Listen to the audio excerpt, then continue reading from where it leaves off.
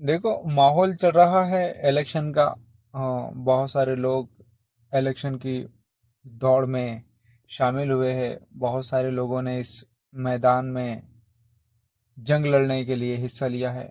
लेकिन मैं बस इन तमाम बातों पर यही कहूँगा कि देखो, जब भी किसी को वोट करोगे ना, तो उस इंसान की क्वालिटी देखना हमेशा। उस इंसान की क्वालिटी देखना और क्वालिटी के ऊपर वोट करना। कुछ क्वालिटीज़ होती है एक लीडर में। अगर आपको ये क्वालिटीज़ जो भी लीडर में नज़र आ जाए ना, तो आप उसको वोट कर देना। पार्टी को देखकर वोट मत करना कभी। पार्टी को देखकर मत करना कि भाई ये बंदा इस पार्टी का है। पता है क्यों? क्योंकि पार्टी, नेता बदल सकता है। आज ये पार्ट आपने अगर किसी नेता को वोट दिया कि भाई ये जो नेता है ये इस पार्टी में, मैं इसलिए दे रहा हूँ। आपने वोट दे दिया, वो जीत गया और वो दूसरी पार्टी में चला गया, तो आप क्या करोगे? तो सबसे पहला पॉइंट के एक ऐसे इंसान को वोट देना जो इंसान आपको पसंद है कि भाई हाँ, ये जो इंसान है इसमें लीडरशिप की क्वालिटी है। लीडर मीन्स रहनुमा होता है। रहनुमा के वो कौम को जिस रास्ते पे लेके जाता है ना 5 साल, तो कौम उसके पीछे पीछे चलती है।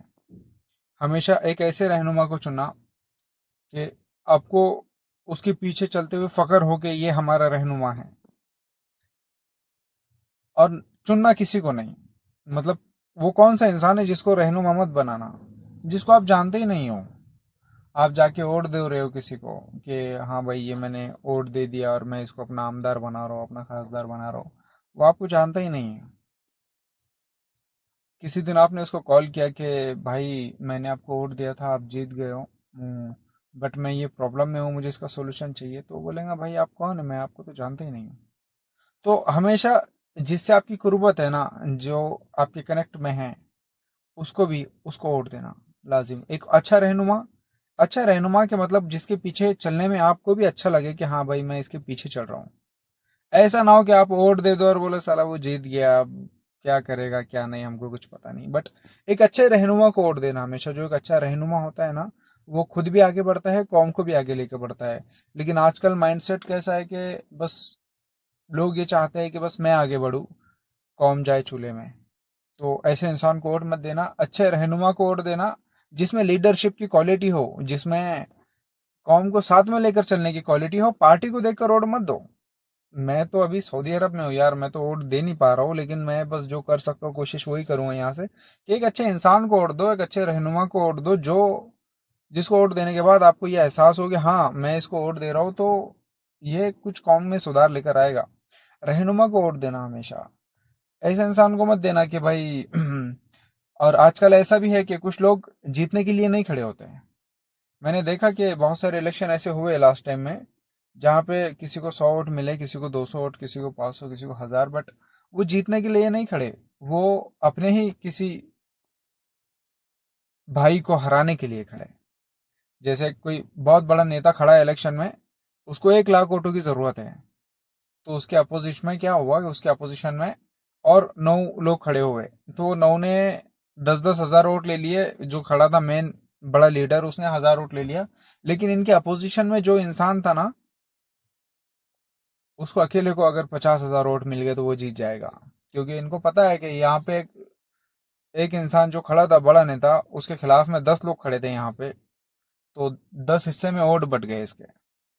और जो एक अकेला इंसान खड़ा था किसी और पार्टी से, उसने अपनी कौम के 50% वोट लेकर वो जीत गया।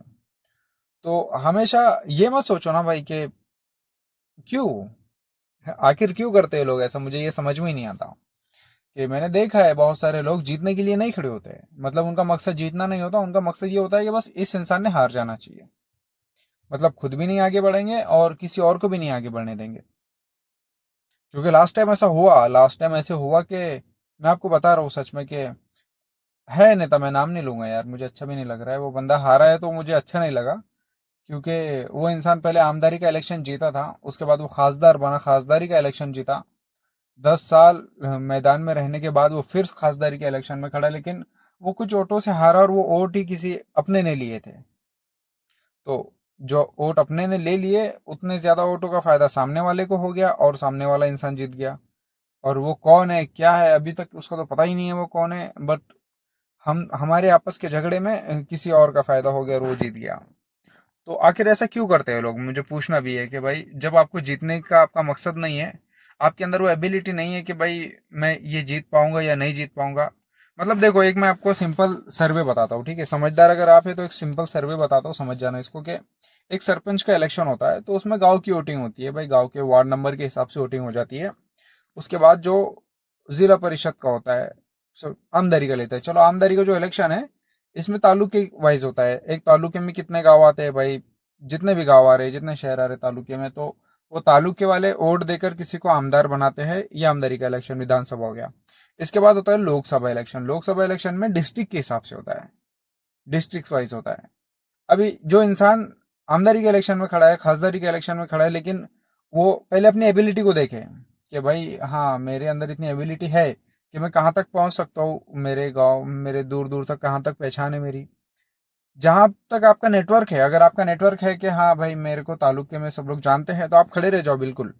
लेकिन आप ये पहले एबिलिटी देखो कि हाँ मैं ये कर सकता हूँ या नहीं कर सकता हूँ। हार जाना, जीत के हार जाना, मतलब एक इलेक्शन में खड़े रहना हार जाना, वो तो एक ठीक है कि चलो आपने कोशिश की है, लेकिन पहले ये एबिलिटी भी देखना चाहिए कि आप कौन सी जंग लड़ सकते हो। आपके पास में जो हथियार है वो कौन सी जंग के लायक है। अगर आप एक सरपंच का इलेक्शन लड़ सकते हो गांव के हिसाब से, तो आप वो लड़िएगा। अगर आप आमदारी का लड़ सकते हो तो आप वो लड़िएगा। अगर आप खासदारी का लड़ सकते हो तो वो लड़िएगा। लेकिन पहले अपनी एबिलिटी को चेक कीजिएगा कि भाई आपका नेटवर्क कहाँ कहाँ पर है। अगर आपका नेटवर्क है पूरे डिस्ट्रिक्ट में तो आप खासदारी का इलेक्शन लड़िए। अगर आपका नेटवर्क है पूरे तालुका में, तालुके के पूरे गांव में, तो आप फिर आमदारी का इलेक्शन लड़िए। लेकिन ये बात याद रखिए, हमेशा एक लीडर जो खड़ा होता है ना, वो जीतने के लिए खड़ा होता है। लीडर की एक खास बात होती है कि वो जीतने के लिए खड़ा होता है, वो किसी को हराने के लिए नहीं खड़ा होता है। उसका मकसद ये नहीं होता कि भाई मुझे उसको हरा देना है, नहीं, उसका मकसद ये होता है बस मुझे जीतना है। और जो किसी और को हराने के लिए खड़ा होता है ना, तो वो खुद नहीं खड़ा होता है। उसके पीछे एक अलग फोर्स होती है, उसके पीछे एक अलग पावर होती है। वो पावर वाले लोग उसको बोलते हैं कि भाई तू खड़े हो जा, तुझे जीतना नहीं है, तुझे बस सामने वाले को हरा देना है, बस खलास। तो मेरा सवाल है कि ऐसा क्यों करते हैं लोग? तो हमेशा देखो, जब ये अभी इलेक्शन आएंगे, अभी इलेक्शन का तकरीबन वोटिंग रहेगी कुछ दिन बाद, तो कैसे इंसान को चुनना? हाँ, जिसके अंदर जो रहनुमा बनने के लायक हो, जो रहनुमा बन सकता है, जो कौम को लेकर चल सकता है। दूसरा, जो आप कॉल करे तो वो उठाए, वो आपकी प्रॉब्लम को सॉल्व करे, जिसके अंदर लीडरशिप की क्वालिटी हो। ऐसे को मत कर देना कि उसको बात भी करके ना, वो स्टेज पे खड़े हुए तो वो कांप रहा है, उसको बात करने का तरीका नहीं आता है, तो उसको बनाकर क्या करोगे? हमेशा ये क्वालिटीज देखो और अपने नेता को चुनो। Thank you so much.